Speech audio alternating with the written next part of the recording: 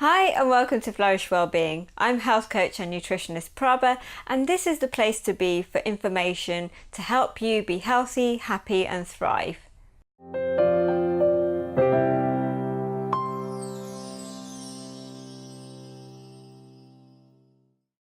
So I hope you caught my first video explaining what leaky gut is, but today's video is about what causes leaky gut. So there's no one single cause. In fact, there's several things that can contribute. So things like overgrowth of candida, blastocyst infection, or having food poisoning.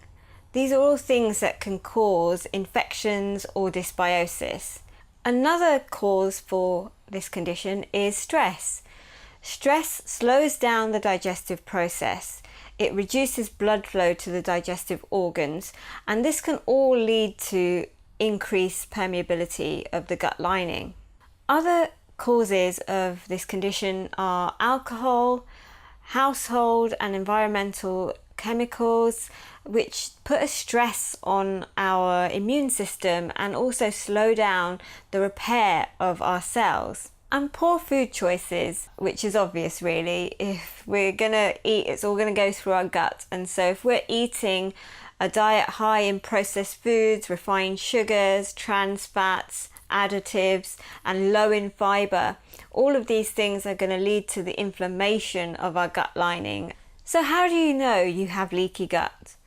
Well, the symptoms can be quite wide and varied, but some of them are things like diarrhea, bloating, constipation, belching, excess gassiness, fatigue, muscle aches, skin conditions such as eczema, psoriasis, joint pain is another one, food sensitivities, brain fog, headaches, and also autoimmune conditions such as Hashimoto's thyroiditis can be as a result of leaky gut.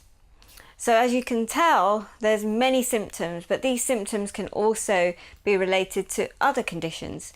So it's best to get tested to find out if you do actually have leaky gut, and a nutritionist like myself can help you identify this.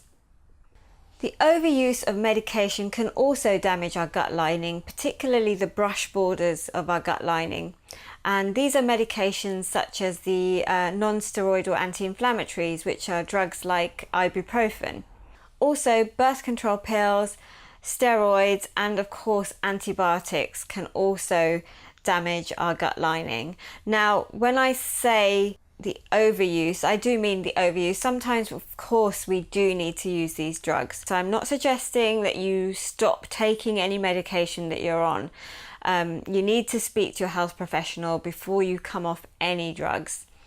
But I'm talking about the overuse of these particular drugs, particularly painkillers.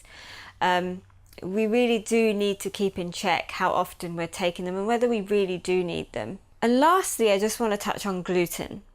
So there's a debate about whether people who are not celiac should refrain from eating gluten. I'm not one for telling everybody that they need to stop eating gluten, but there are some people, even though they are not celiac, do have something called non-celiac gluten sensitivity. And so gluten for them could be triggering an immune response and could be causing inflammation of the gut lining. Now, the best way to figure out if you're one of those people is to take gluten out of your diet for 4 weeks and see if that makes a difference to your symptoms, and then add it back in and see if those symptoms come back. If that's the case, then it is highly likely that gluten is not your friend, and so you should do your best to eliminate it from your diet.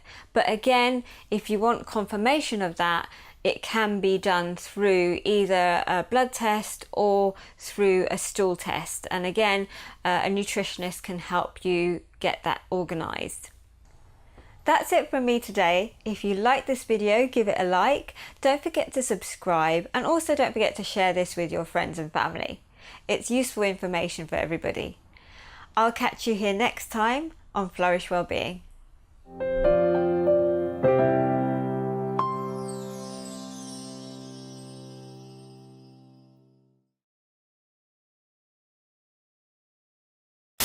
and what leaky and for food, I say.